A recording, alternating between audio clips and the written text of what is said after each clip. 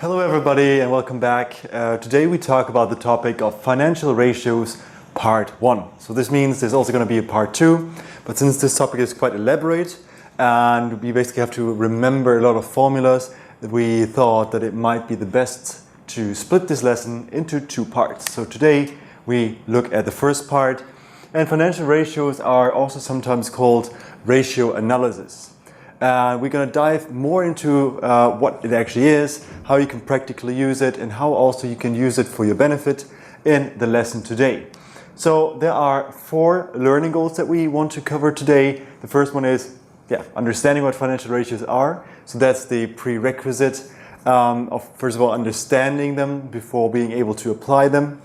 Then we try to understand the main categories of financial ratios, and there are going to be 5 categories that we look at. And then we dive into the first 2 of those 5. So first of all, the profitability ratios, and then the efficiency ratios. And as I just mentioned, there are 5 in total. So this means the next session, so part 2 of ratio analysis of financial ratios, will deal with the last 3 of them. So basically then we cover all 5 of ratio types.